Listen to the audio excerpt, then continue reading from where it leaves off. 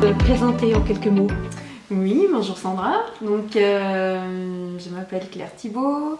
J'ai une expérience d'une vingtaine d'années en marketing et communication, des postes variés dans des secteurs d'activité variés. Et il y a un an, tout juste, j'ai décidé de me mettre à mon compte pour créer Purple Banana et accompagner les commerçants, les entrepreneurs ou les entreprises à développer leur business et leur notoriété sur le web. Donc en animant leur communication via divers outils digitaux. Ça passe par de la rédaction de contenu sur le site internet, de la mise en place de newsletters, la rédaction d'articles de blog, etc. Et puis il y a aussi toute une partie de gestion des réseaux sociaux. Merci, c'est intéressant. Et du coup, c'était quoi ta problématique quand tu as fait appel à moi? Alors, quand j'ai fait appel à Sandra, c'était une période où j'étais un petit peu coincée. C'est-à-dire que dans mon panel, j'ai une multitude d'offres de spécialisation en marketing et communication et j'ai aussi une multitude de cibles potentielles.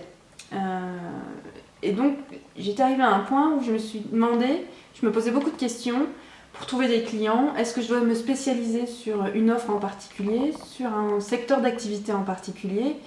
Et quand j'ai fait appel à Sandra, je ne trouvais plus les réponses à ces questions. Je ne savais plus dans quel axe me diriger, quelles actions je devais entreprendre.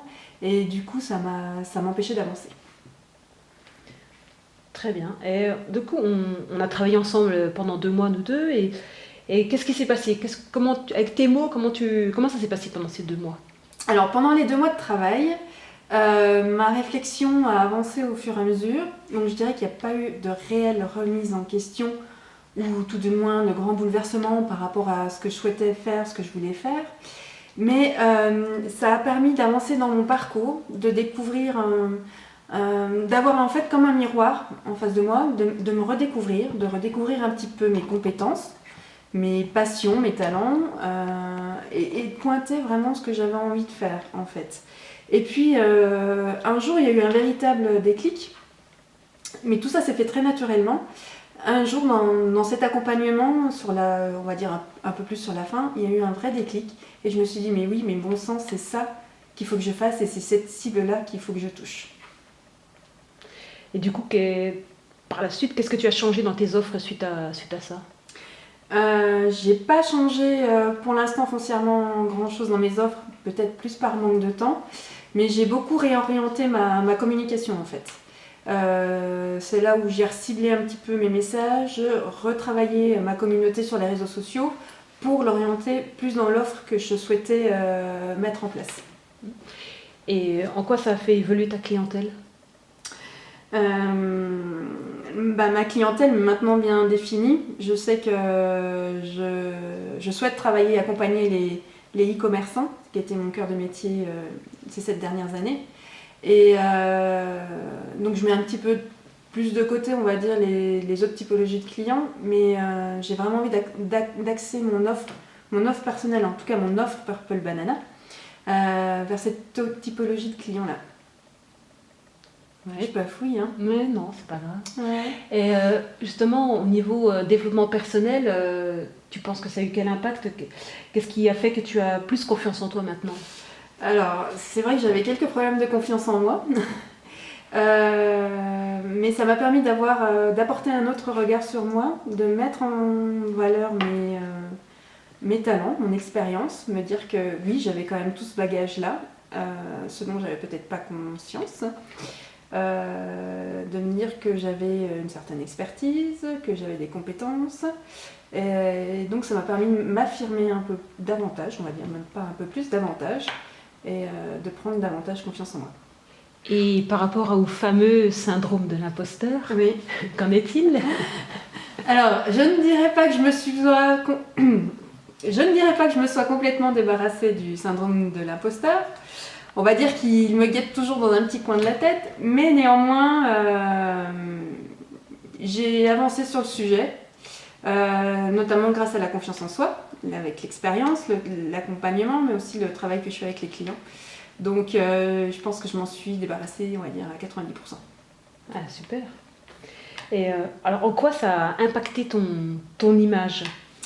Alors, en termes d'image, je dirais que j'ai plus d'assurance dans qui je suis, dans les produits que je vends. Et d'ailleurs, je m'affirme plus. Et ça se traduit notamment au niveau de l'offre, au niveau des prix.